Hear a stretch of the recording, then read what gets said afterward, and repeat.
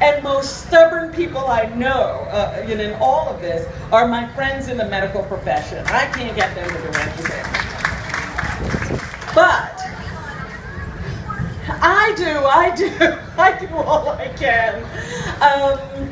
It happened for me because I started to have some issues that could lead to chronic illness, and I was not enjoying my life as much as I wanted to, and I was finding that I wasn't ever reaching even a plateau. I just kept getting worse and worse and worse.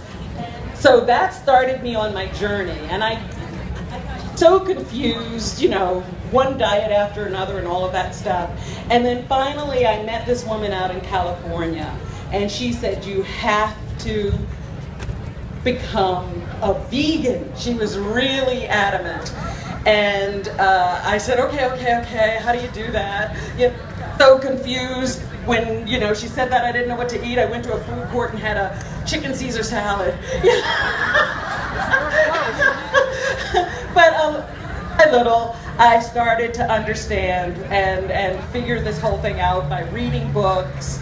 But you can't find anything. You go to a restaurant, or you go, to any place. The worst places are airports and food courts and all of these things where you can't, forget hospitals. Just get your foods from somewhere else. But you can't find, you're stuck, and those places you're stuck in, and you have to take what they're offering. It's so difficult. So that's what actually made me want to learn to cook. I had never cooked before. And so because of that, I started to cook. And when I started to cook, it just led me naturally to, well, what is that purple thing? And, and I started trying things, and eventually really started to enjoy cooking. And I realized the only real way you know what you're putting in your body is if you make it yourself. And cooking is so much fun. And it's such an incredible bonding experience. And unfortunately, I have all these people telling me how tired they are after work. And cooking for themselves is too much trouble. Well, what are you working for? Not to take care of yourself? Not to enjoy your life?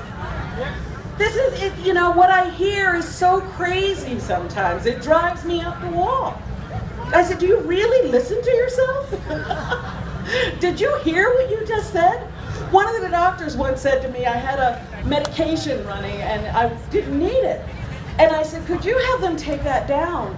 And he said, oh, what? You don't want something you don't need? I said, did you just hear what you just said?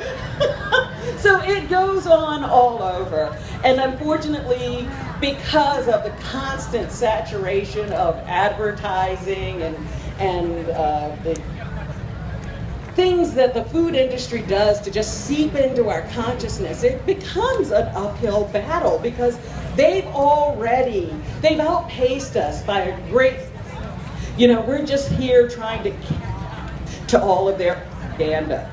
So that's how it is. Any other questions?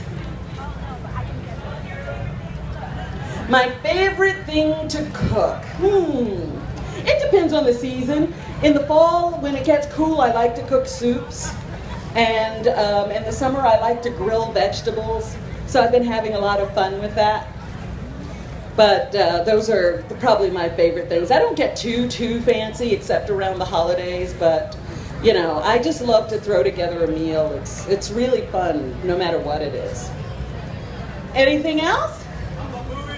Thank you. Now I feel at home. And I have to say, we started our careers here in Washington, D.C. I didn't forget.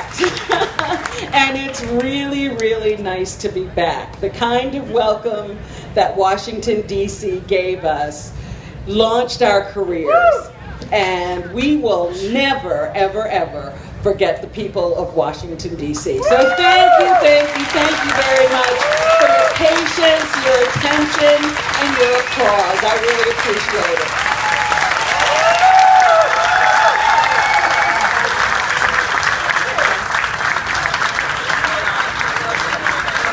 Thank you so much. Robin never ceases to amaze us, and now we know why she's even more fabulous than we thought. Robin is going to be signing copies of her new book, The Vegetation of Robin, right next to the media tent. But in order to get the book, you have to go to the book sales tent, which is right across the way there, and buy the book. But she will be around signing, so please enjoy that.